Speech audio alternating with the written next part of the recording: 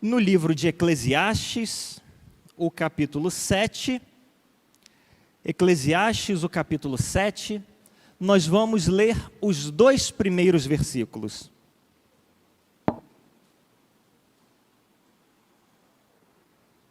Eclesiastes, o capítulo 7, os 2 primeiros versículos. Enquanto você vai abrindo a sua Bíblia, o texto já é projetado ali, eu aproveito para destacar ou para te relembrar que o livro do Eclesiastes foi escrito pelo rei Salomão. Atribui-se ao rei Salomão a escrita e a composição do livro de Eclesiastes. O livro de Eclesiastes é conhecido como um livro de sabedoria, assim como o livro de Provérbios. Mas há uma diferença muito básica e fundamental entre o livro de Provérbios e o livro de Eclesiastes. O livro de Provérbios foi escrito pelo rei Salomão numa fase adulta da sua vida. Já tinha alguma experiência, já tinha feito as suas escolhas com relação a relacionamentos, e a partir dessa idade, dessa fase madura da sua vida e da sua trajetória nesse mundo, ele compôs o livro de Provérbios. O livro de Eclesiastes é diferente.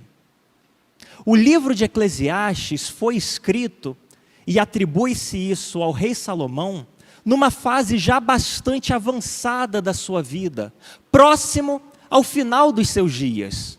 A perspectiva do livro de Eclesiastes é de alguém que já viveu a vida inteira, já experimentou muita coisa nesse mundo, e então olhando para trás, para a sua própria experiência, para a sua própria realidade de vida, inspirado pelo Senhor, nos deixa alguns conselhos muito preciosos. Alguns conselhos extremamente profundos, e alguns deles, até mesmo num primeiro momento, um tanto confusos. O livro de Eclesiastes, provavelmente escrito pelo rei Salomão, traz uma série de conselhos sábios para a minha e para a sua vida. E o conselho, ou os conselhos que eu gostaria de compartilhar com você nessa noite, são conselhos para fazer a vida valer a pena. Para que a sua vida e o seu tempo neste mundo, a sua caminhada, o seu dia a dia, não seja uma caminhada em vão, mas sejam dias, seja uma trajetória na qual você saiba que está trilhando um caminho que vale a pena ser trilhado. Para que você e eu não corramos o risco de já no final dos nossos dias, olhar para trás e pensar com lamento, minha vida não valeu a pena. O texto diz o seguinte, Eclesiastes, o capítulo 7, versículos 1 e 2. Melhor é o bom nome do que o perfume caro, e o dia da morte é melhor do que o dia do nascimento. Melhor é ir à casa onde há luto do que ir à casa onde há banquete, pois a morte é o fim de todos os homens. Que os vivos reflitam nisto em seu coração. Gostaria de te convidar a fechar os seus olhos, a baixar a sua cabeça. Nós vamos orar mais uma vez. Querido Deus, muito obrigado, Pai, porque a Tua palavra preciosa e poderosa foi lida neste momento. Nós estamos desejosos e ansiosos de ouvir a Tua voz e a Tua voz somente, nos falando por meio da mensagem pregada, nos falando por meio do texto lido, que nós saiamos daqui dispostos a viver uma vida que de fato vale a pena ser vivida, que nós não desperdicemos a nossa vida, que nós não percamos os nossos dias, mas que de fato cada momento que nós vivermos sobre este mundo, sejam dias e momentos que valem a pena ser vividos, que façam sentido, Pai. Nos abençoa, fala conosco, é o que nós te pedimos e te agradecemos em nome de Jesus. Amém.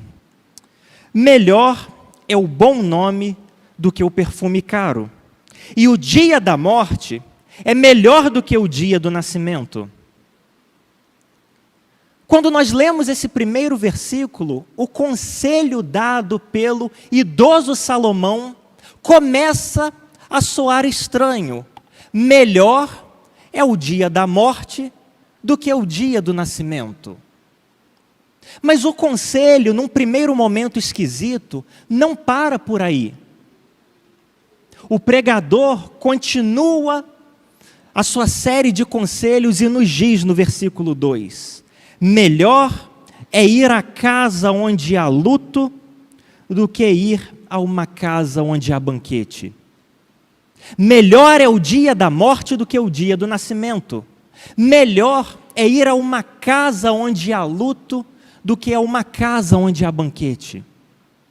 Qualquer pessoa que ouça esses versículos, essas afirmações de sabedoria sendo ditas no primeiro momento, pode se perguntar como é possível que as coisas sejam assim. Não faz sentido o que Salomão está dizendo. Melhor o dia da morte do que o dia do nascimento?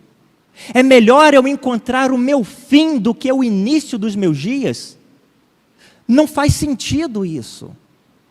E pior, melhor é estar numa casa onde há luto do que numa casa onde há festa.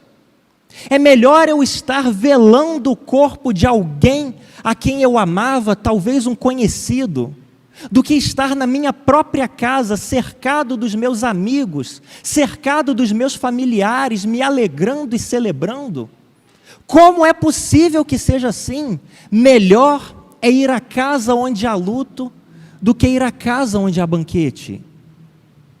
Como pode ser melhor nós pensarmos acerca da morte, nós considerarmos a morte de perto, a considerarmos a alegria, a festa, os deslumbramentos, o que há de bom neste mundo?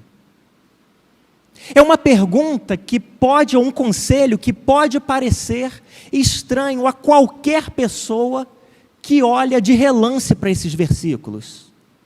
Melhor o dia da morte do que o dia do nascimento. Melhor estar numa casa onde há luto do que numa casa onde há banquete. Mas quando a gente sai do texto e começa a olhar de perto a nossa realidade, a gente vê que isso faz todo sentido.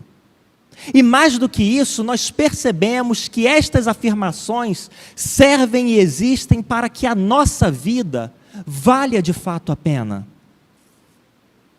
Conselhos para a sua vida valer a pena. Recentemente, nós temos, por meio da mídia, tanto local quanto internacional, acompanhado alguns episódios que têm recebido notoriedade. O primeiro desses episódios foi a morte do príncipe Philip, lá no Reino Unido, que foi sepultado, faleceu na semana passada e foi sepultado recentemente. Esse caso, esse episódio ganhou destaque e notoriedade em todos os jornais do mundo. Afinal de contas, ele era o príncipe Filipe, marido da rainha Elizabeth.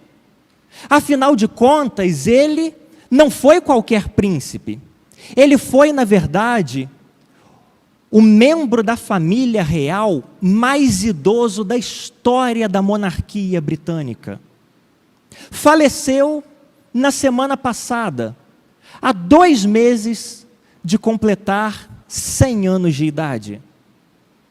Um idoso plenamente vivido nos seus dias, cheio de experiências, cheio de conquistas, cheio de títulos, de riquezas, de posses. Foi casado com a rainha Elizabeth por 69 anos.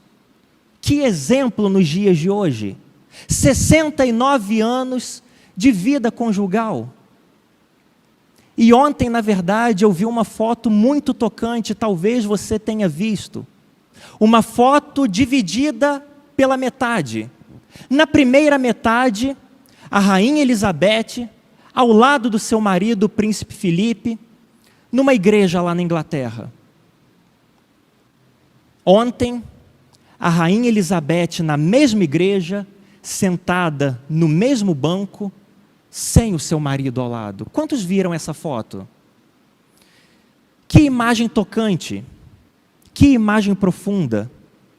O grande príncipe Filipe, marido da rainha Elizabeth por 69 anos, morreu, vítima, claro, da sua idade avançada e também de complicações na sua saúde, e foi sepultado. Isso num extremo do espectro. No outro extremo, sem dúvida alguma, você deve estar acompanhando os desdobramentos do caso do menino Henry, de 4 anos de idade, que morreu no mês passado, dia 8 do mês passado. Que tragédia! Brutalmente assassinado. Os jornais, a internet ainda falam disso, e desdobramentos e atualizações constantemente vêm parar no nosso celular e no nosso computador com relação a esse caso. Um menino no início da sua caminhada ainda. 4 anos de idade. O outro extremo do espectro. Mas há uma coisa que esses dois casos têm em comum. Há uma coisa que o príncipe Filipe e o menino Henry têm em comum, não apenas entre os dois, mas com todos nós. O fato de que a vida é passageira. A vida é passageira. Inevitavelmente, todos nós um dia haveremos de enfrentar a morte. Seja nos dias avançados da nossa vida, com 99 anos talvez, seja não tão lá para frente. O fato é que todos um dia serão sepultados, todos um dia haverão de deixar e partir desse mundo. O idoso morre e a criança morre. O rico, assim como o príncipe Filipe, morre, e o pobre também morre. O brasileiro morre e o britânico também. Todos necessariamente haveremos de enfrentar a morte. E só quando nós paramos para pensar a respeito dessa realidade, é que nós conseguimos entender o que o rei Salomão quer nos dizer quando ele afirma: melhor é ir à casa onde há luto do que ir à casa onde há banquete. É melhor estar numa casa onde há luto do que numa casa onde há banquete, porque geralmente eu e você não nos damos conta da brevidade da nossa própria vida. Geralmente eu e você não nos damos conta de que a nossa vida de fato é como um vapor, como uma fumaça. Hoje estamos aqui e daqui a pouco podemos não estar mais. Geralmente eu e você só paramos para pensar na brevidade e nas limitações da nossa própria vida quando nós estamos sepultando alguém a quem amamos. Quando a morte começa a nos rondar de perto. Quando o luto chega à nossa casa, e então nós pensamos: meu Deus, fulano de tal partiu. Às vezes dizemos: era tão jovem, e inevitavelmente somos levados a pensar que a nossa hora um dia há de chegar. O fato de estarmos vivendo em meio a uma pandemia só vem para reforçar essa ideia, só vem para reforçar essa mensagem nos nossos corações. Não há nada, absolutamente nada, que eu e você possamos fazer para impedir a morte. O nosso papel diante disso não é tentar impedir a morte, fugir da morte. Ela é inevitável. Claro que nós não queremos que ela chegue, mas nós precisamos saber que ela é inevitável. E em face disso, tudo o que nós podemos fazer é fazer a nossa vida, a nossa caminhada, o tempo que nos é dado neste mundo, valer a pena. E a pergunta que eu te faço é: a sua vida tem valido a pena? Se o dia da sua morte fosse hoje, a sua vida teria valido a pena? O jeito que você tem vivido tem valido a pena? Ou você tem perdido o seu tempo, desperdiçado os seus dias, vivido de um modo que talvez devesse tomar outro rumo? Eu gostaria de compartilhar brevemente com você apenas 3 conselhos para que a sua vida valha a pena, em face da realidade de que todos nós um dia vamos partir desse mundo. Você está comigo até aqui? Você está assustado? Que bom que você não está assustado, que você tem se preparado. Primeiro conselho para que a sua vida valha a pena de fato: saiba que deste mundo você não vai levar nada. Morre o rico, morre o pobre. Os dois são sepultados e não levam nada deste mundo. Você não vai levar as casas que você tem, os carros que você tem, não vai levar os amigos que você tem, você não vai levar para o túmulo a sua conta bancária, os seus livros, as suas roupas, os seus perfumes, os seus eletrodomésticos. Você não vai levar nada deste mundo. E nós precisamos nos dar conta disso, porque muitas vezes vivemos como se fôssemos levar algo deste mundo. Nós vivemos e nos preocupamos com as coisas como se elas fossem nos acompanhar para o túmulo. Brigamos muitas vezes por coisas que são perecíveis. Somos ferrenhos defensores, entrando até mesmo em discórdias e desavenças familiares, por questões que daqui a um tempo serão naturalmente resolvidas. Desse mundo você não vai levar nada. E é importante que isso seja relembrado neste momento, para que você reavalie se você tem investido a sua vida, a principal parte, a parte mais importante da sua disposição, das suas energias, da sua força, em construir e conquistar algo que você não vai aproveitar para sempre, que você não vai levar para o túmulo, que vai ficar por aqui, que o ladrão pode roubar, que a traça e a ferrugem podem destruir e comer. Deste mundo, eu e você não vamos levar nada. A pergunta que surge é: nós temos vivido à luz dessa realidade? Você tem vivido à luz dessa realidade? Há algumas pessoas que têm a chamada síndrome de Faraó. Os faraós, os grandes governadores antigos do Egito, eles tinham uma crença muito forte e levavam muito a sério essa crença deles. Eles pensavam que quando morressem, que quando o seu tempo neste mundo chegasse ao fim, eles teriam então acesso a uma outra vida. E para isso eles se preparavam de uma forma muito peculiar e característica. Quando da morte de um grande faraó, ele era então mumificado, embalsamado e depositado numa urna mortuária que nós conhecemos como sarcófagos. E então o seu sarcófago era levado até uma pirâmide e ali ele ficava sepultado.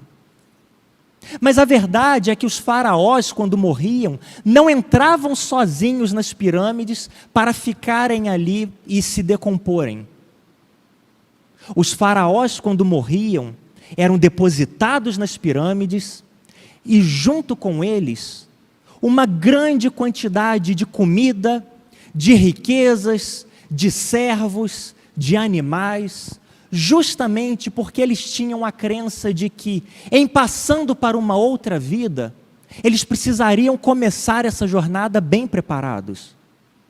E então, a maior quantidade de tesouros e servos e comida que eles pudessem levar para a sepultura junto com eles, seria aproveitada na vida após a morte. É claro que você sabe que isso não funciona assim. Que se você for sepultado com bens, com riquezas, isso tudo vai se perder, porque deste mundo nós não levamos absolutamente nada. E para a sua vida valer a pena, para a nossa vida valer a pena, o que nós precisamos considerar é se nós temos vivido à luz dessa realidade.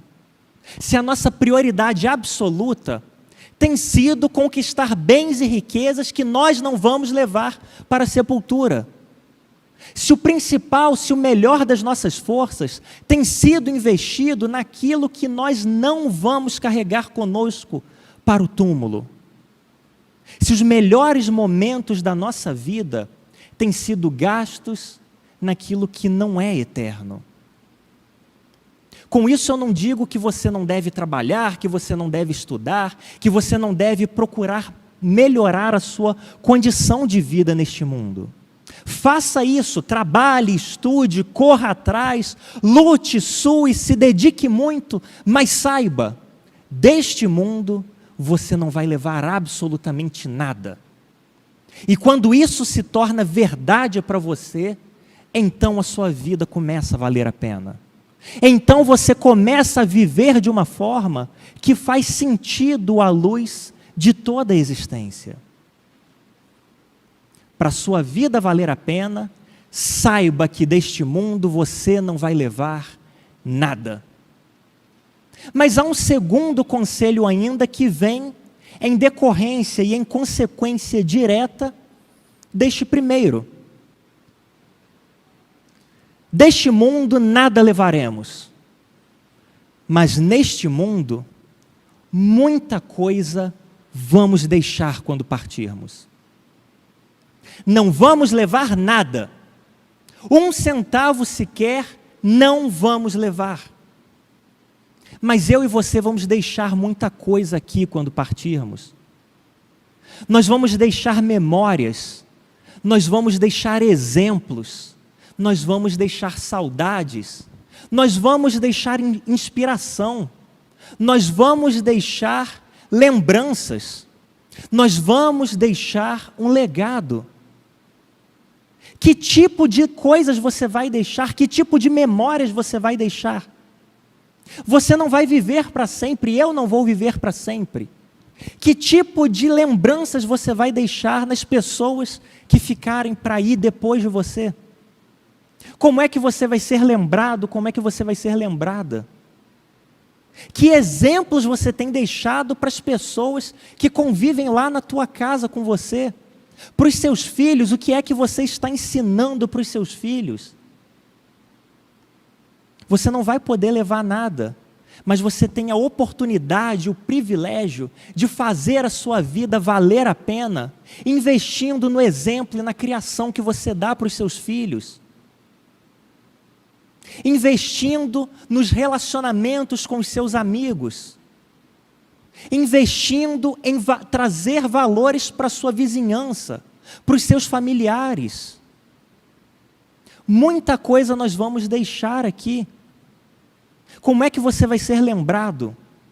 Como aquela pessoa egoísta, como aquela pessoa mesquinha, como aquela pessoa que ensinou um jeitinho errado de fazer as coisas, ou como aquela pessoa que transmitiu bons valores, que ensinou bons exemplos, que deixou e construiu um bom legado. Como é que você vai ser lembrado?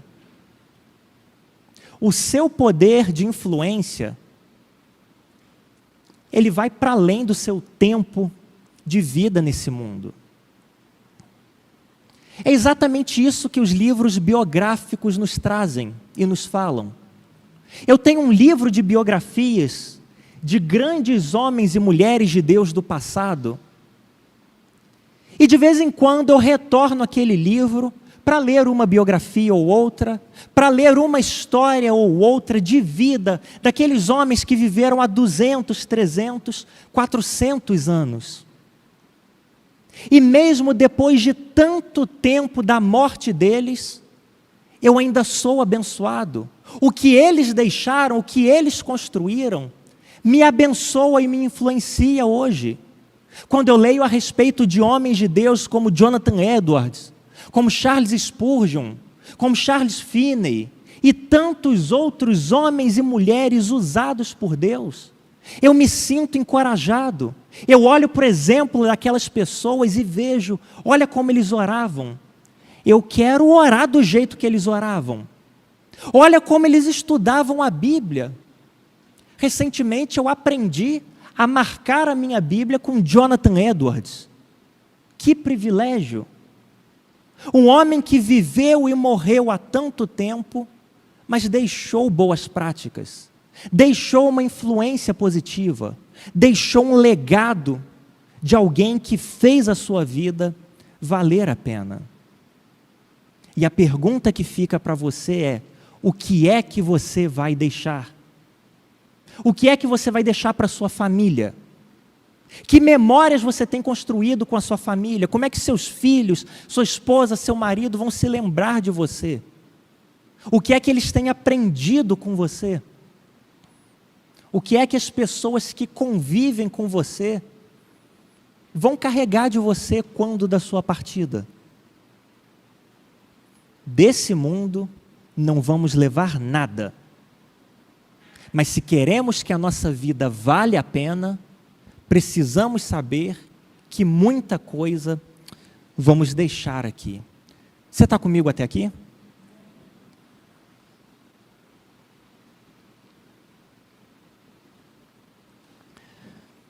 O texto prossegue ainda e nós tiramos uma terceira e última lição à luz da realidade de que todo ser humano vai morrer.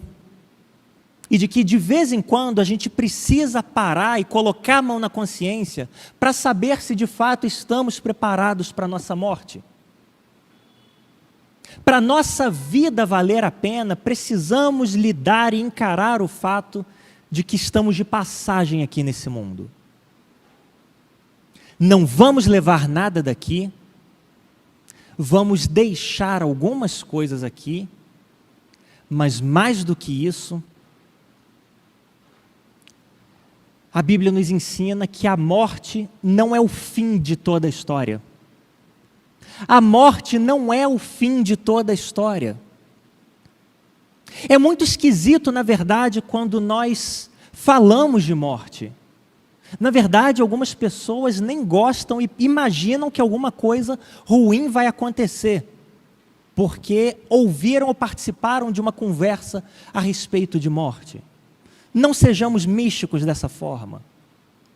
Ela é uma realidade e nós precisamos estar preparados e bem preparados para ela. Nesse processo de preparação, nós precisamos considerar que a morte física não é o fim da história. Na verdade, ela é apenas o início do que a Bíblia chama de eternidade. De eternidade.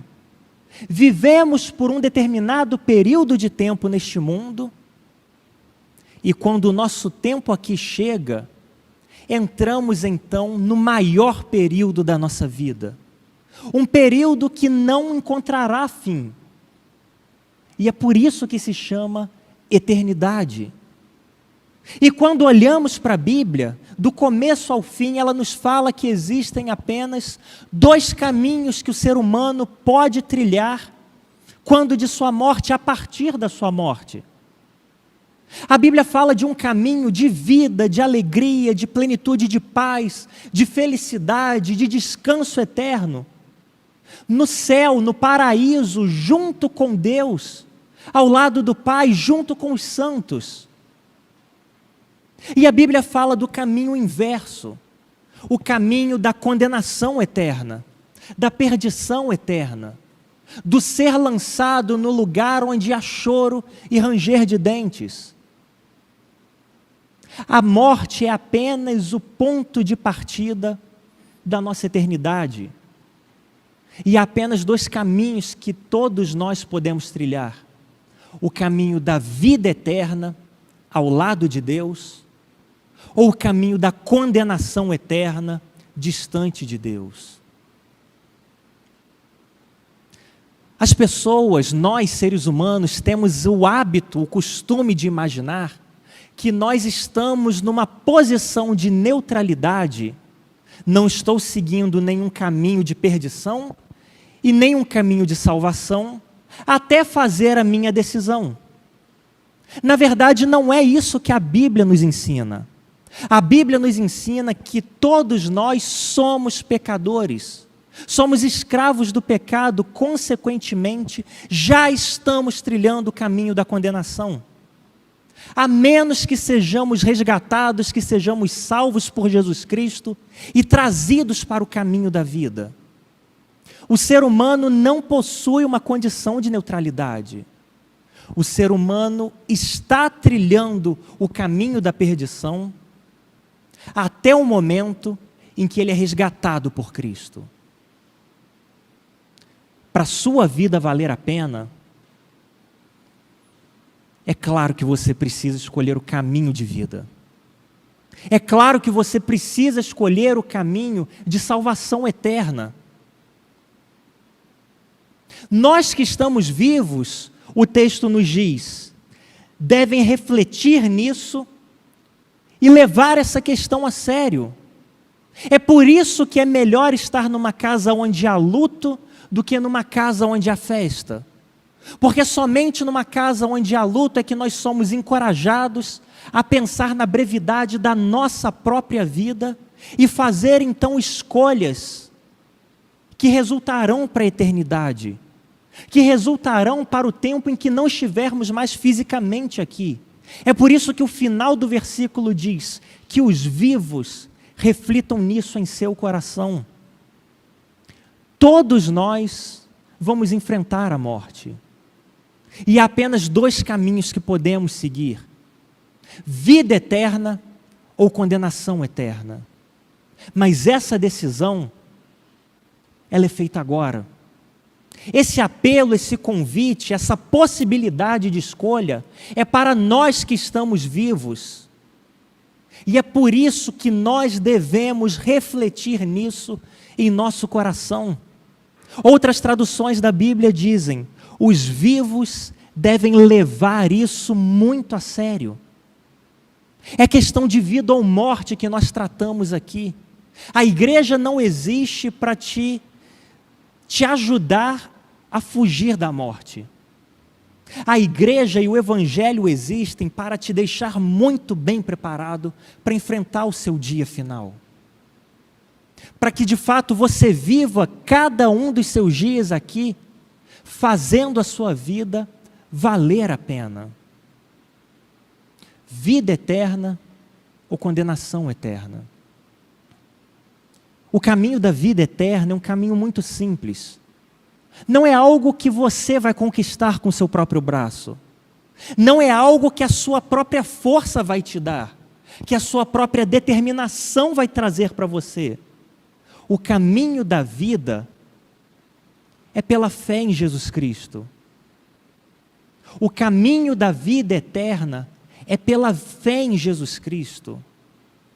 Essa é a única porta de entrada para a vida eterna. E é por isso que ele mesmo disse: eu sou o caminho, eu sou a verdade, eu sou a vida. Ninguém vem ao Pai se não for por meu intermédio, se não for por mim, se não for crendo no que eu fiz, no sacrifício dele na cruz há tanto tempo, para perdoar os seus pecados, para te tirar do caminho de condenação eterna. Somente quando você considera isso, somente quando você vive à luz dessa realidade, é que a sua vida começa a valer a pena. Que a sua vida e a minha vida verdadeiramente valem a pena. Porque a partir desse momento, quando nós consideramos a brevidade da vida, a realidade inegável de que nós só estamos aqui de passagem, e refletimos nisso em nosso coração, nós começamos a valorizar aquilo que realmente vale a pena ser valorizado. Nós começamos a viver em função das pessoas e não das coisas. Nós começamos a priorizar relacionamentos ao invés de objetos. Nós começamos a olhar para as necessidades das outras pessoas ao invés de exclusivamente da nossa necessidade. Somente quando nós reconhecemos a realidade da morte e decidimos depositar a nossa confiança em Jesus, então é que a nossa vida vale a pena. Eu termino citando um poema que eu ouvi de um pastor, a quem eu muito admiro, chamado John Piper, que diz mais ou menos o seguinte: apenas uma vida que logo passará. Somente o que foi feito para Cristo permanecerá. Apenas uma vida é o que você tem, e logo ela vai passar. Somente o que foi feito para Cristo permanecerá. Quero te convidar a fechar os seus olhos, a baixar a sua cabeça.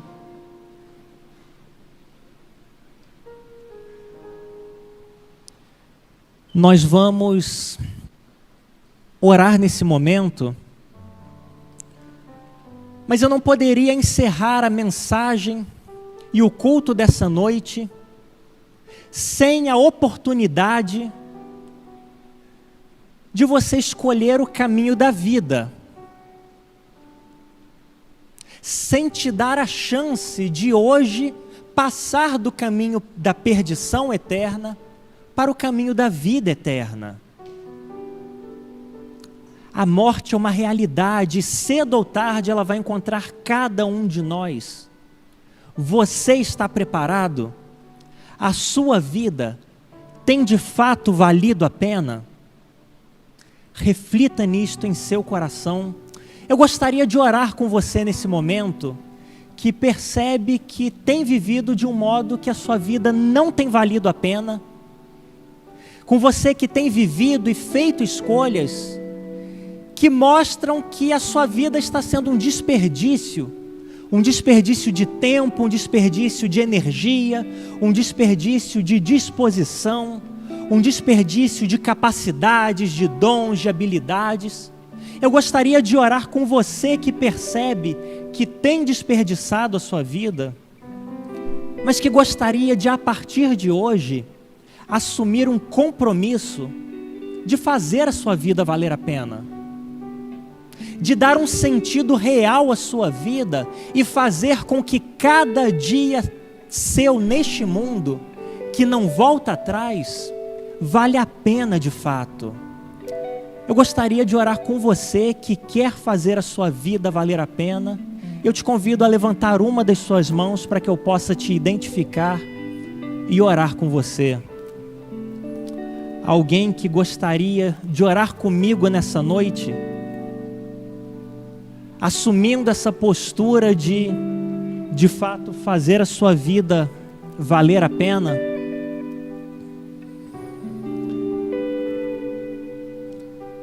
Permaneça com a sua cabeça baixa ainda, lá em cima. Deus te abençoe.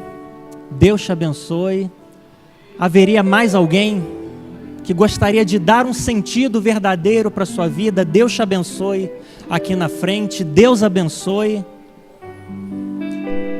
Os nossos dias não voltam atrás. Cada dia que nós desperdiçamos é um dia perdido. A equipe de louvor vai ministrar uma canção e você ainda tem a oportunidade de levantar a sua mão para que nós possamos orar juntos após essa canção.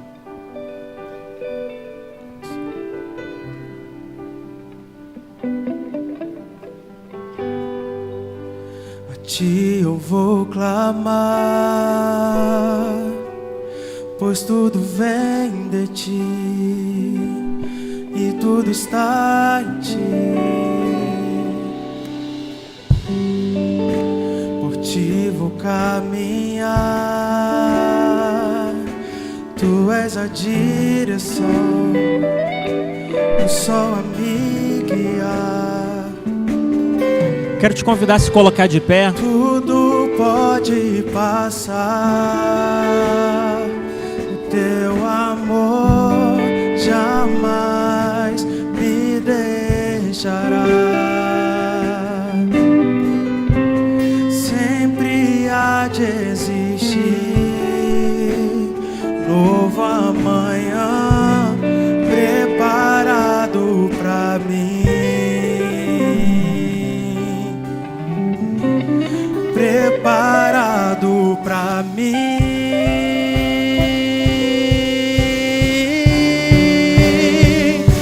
Eu me rendo aos teus pés, és tudo que eu preciso pra viver.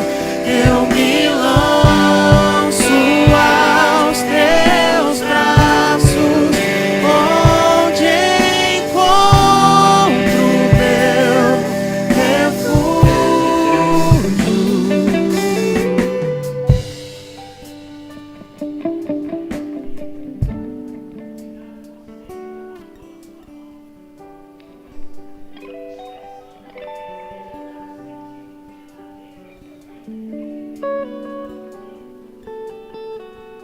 Que tem vivido de um modo que não tem valido a pena, eu gostaria de orar com você. Eu gostaria de te convidar a vir aqui à frente para que nós possamos orar juntos. Você que levantou a sua mão, ou mesmo que não tenha levantado, mas gostaria de dar esse sentido à sua vida, quero te convidar a vir aqui à frente, mantendo o distanciamento, para nós podermos orar juntos. A ti eu vou clamar, pois tudo vem de ti e tudo está em ti. Por ti vou caminhar, tu és a direção, o sol a me guiar. Tudo pode passar, teu amor jamais me deixará. Sempre há de existir novo amanhã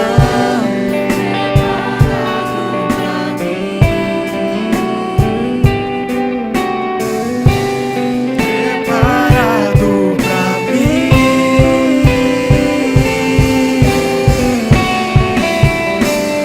Eu me rendo aos teus pés, és tudo que eu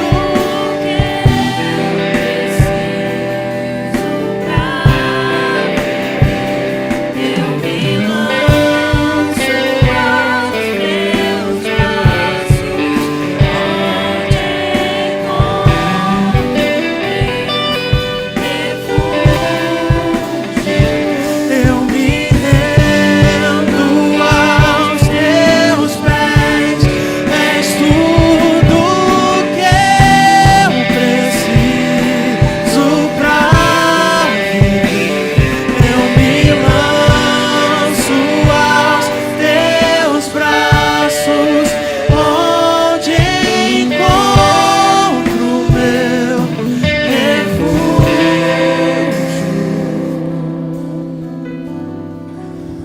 Nós vamos orar nesse momento.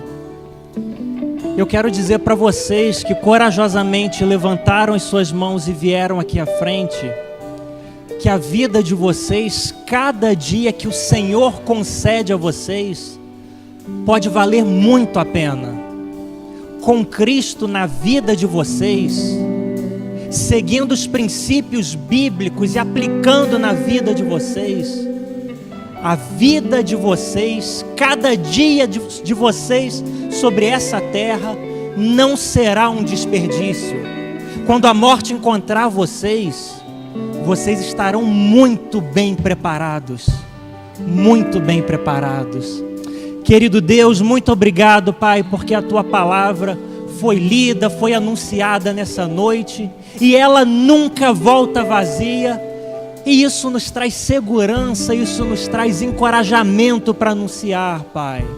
Eu quero Te apresentar nessa hora a vida dessas pessoas que tão corajosamente levantaram as suas mãos e caminharam até aqui à frente, reconhecendo que tem desperdiçado os seus dias, reconhecendo que não tem dado tanto valor à sua vida quanto poderiam dar, quanto deveriam dar, mas a partir de hoje assumem um compromisso de valorizar cada um desses momentos, Pai.